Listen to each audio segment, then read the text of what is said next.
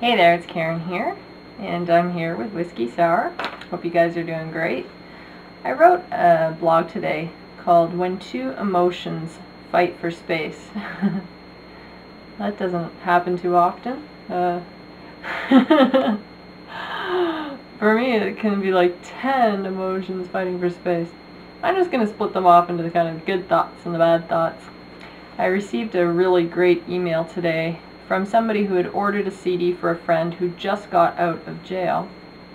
And while he was in there, he got his associate's degree, and he did 22 years time. I don't know what for, but he did his time. And while he was in there, he got his degree, and it turned out that his father had lied to him about what happened to his mom, saying that she had died or something. But as it turned out, the father had actually kidnapped him and his brother years before that. And long story made short, he got out of jail with his associate's degree, and he just met his mother for the first time. And I thought, that's pretty cool. I was thinking about my mom today too. She would be 70 today, which I think about what that number means. Of course, you know, I always go on and on about how age means nothing, but it caused me to think, and not bad thoughts, but it caused me to think today that my mother would be 70, and I always looked at people who were in their 70s as my grandparents. Well, of course, my grandma, who just passed away, was 92, so now all of a sudden, you know, my parents, if my mom was alive, would be 70, and my dad would be 75. And here I just lost my grandmother, who was 92, so all of a sudden the people who were my grandparents, you know, when I was a kid, are now 20 years older as well. So it causes you to think about just how quickly things change like that. And so I thought it was kind of cool that this guy, for the first time, had a reunion with his mother, who he didn't even think was around. So it must have been really awesome. I think the mother-child relationship is just one of the most special things in the whole world. You know, for me it was anyway. I think it's natural to feel like something has stolen our time, has actually taken something from us. And for this man, I don't know why he was in there, but he did his time. And the time he really had taken from him was the time with his mother. You know, to me, it was a big lie that was fed to him for a lot of years. And I don't know if he was bitter about that, or if he was really excited about the opportunity to meet her, or the potential of getting something back that he thought he never had or lost or whatever. It's got to be pretty magical, you know, the whole experience. And there's two ways that we can look at situations in our own life. We can harbor a lot of resentment over the thing which has been stolen, or we can accept the here and now and just start fresh today. And this can be difficult to do. We tend to look at things in our own lives in terms of years, and the more wasted years that we can string together. It's like, okay, how many of my years? Why we always think in years. Can we string together and call it a bad life? And so then, the more of these years that we string together, the more likely we are to think that it's just one big useless ride or a joke, you know. What if this accumulation of years is able to all be just cross-canceled by one single moment?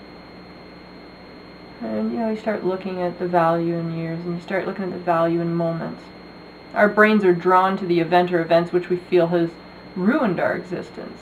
But how can we talk ourselves into the notion that one moment could make everything that we went through really worthwhile? It's an interesting thought. We seem to love these reunions. We watch them on reality TV, or if you go to a family reunion you haven't seen somebody for a long time, it's the big hug, or, you know, even at the airport hugs where you haven't seen somebody who lives across the world. We love those moments. They're like Hallmark cards, you know, just we love those reunion moments. But what if we put the same emphasis as the reunions we see on reality TV into these moments that we have, just everyday moments? It doesn't have to be huge reunions, but just our moments, how we break up our lives. And when I look back on my life, the best parts have been the moments. Now, I will say I wished I had more of those, and I'm working on making more moments. It's extremely difficult to not live with regrets, and we've discussed that before about regrets, but it's equally difficult to shred or get rid of this bitterness that we have. And I think getting rid of harbored anger and bitterness seems to be essential in order to make room for the potential good things to happen. How can you fully enjoy this moment right now if you're spending it in an angry state, bitter towards someone else who has harmed you in the past? I don't know too many people who can experience those two extreme emotions at the exact same time, so I think it would stand to reason that we have to let one of them go.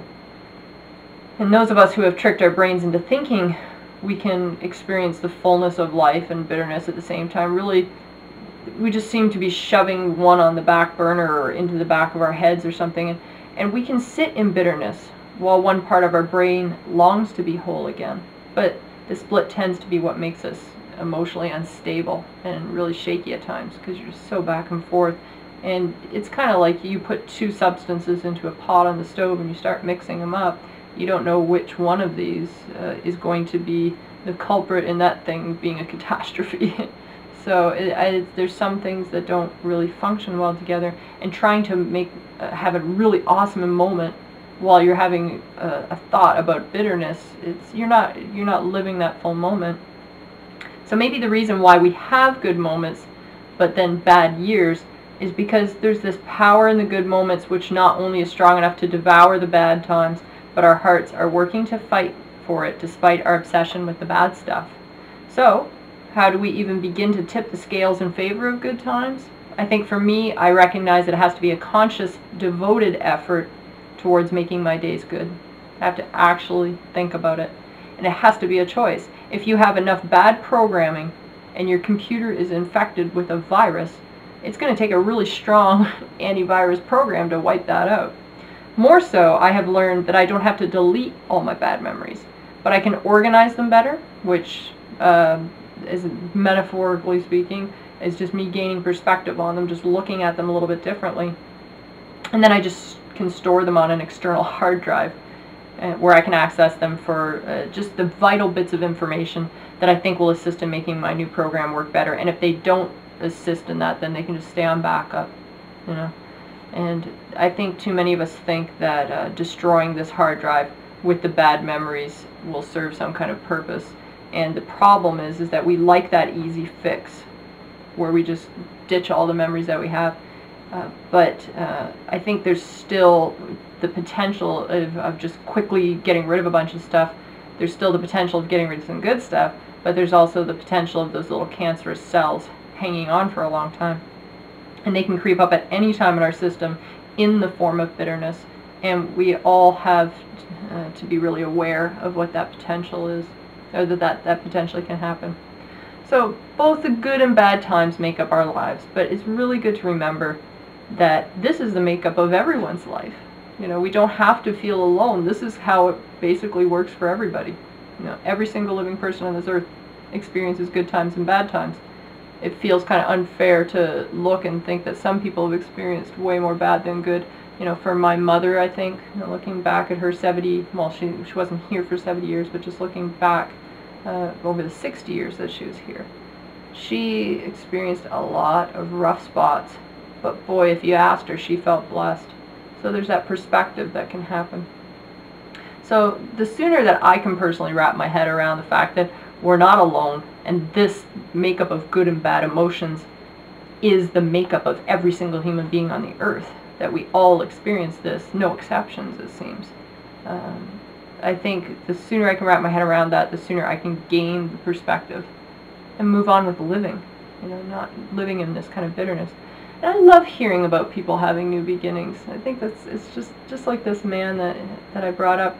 But we all have a new beginning in every single moment. It doesn't have to be a big reunion with a mother you didn't know that you had, or you didn't have, did I say that right? You have a reunion with a mother you thought you didn't have. It doesn't have to always be that. It can be just the small moments, just these really amazing tiny moments that I've touched on before, not just the big events. So I get very tired watching two emotions fighting for the space in my head. So I think I'm just going to let the referee do a little bit of work and trying to sort this out.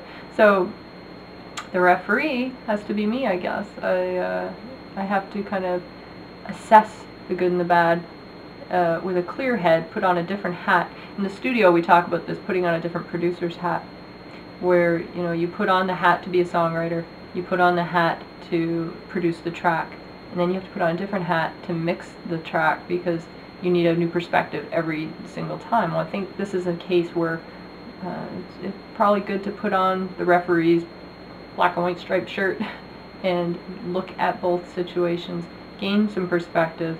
Maybe sometimes how the referee has to get in there and hold two people back so that it can start fresh again. Maybe a few of those bad memories have to be held back a little bit so the good can get in there and show why it's more worthy, is more worthy opponent. So signed off today, betting on the good guy. That's how I'm going to look at the situation. I always believe that good will prevail. It doesn't always prevail, but I always believe it will, and it has the strength to do so if we can just get behind it and support it a little bit. I signed off today with a Peter Nivio Zarlenga quote, who's an author, and he says, "There will come a time when you believe everything is finished. That will be the beginning." It's like that Seneca quote, every new beginning comes from some other beginning's end. We have new beginnings every single moment of our life, and I've said this before, and I'm a really big believer in it.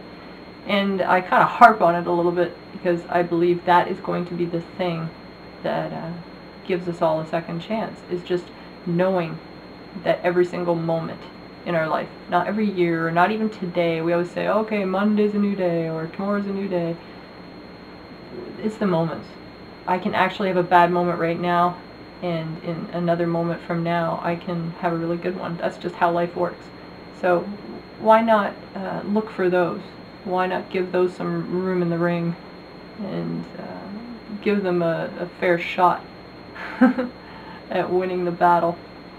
So I think when I titled this, "When Two Emotions Fight for Space," there's probably a ton of you out there like me who feel like there's a lot more than that fighting for space in our head. And unfortunately, if you have 10 things fighting for space, quite often only one of them is good. And that needs to be the guy that prevails. So he's up against a lot. So you might have to get in there and referee it. Anyway, I will leave that with you today. I'm really excited when people have new beginnings. I hope you guys have a really new beginning. A really good new beginning today.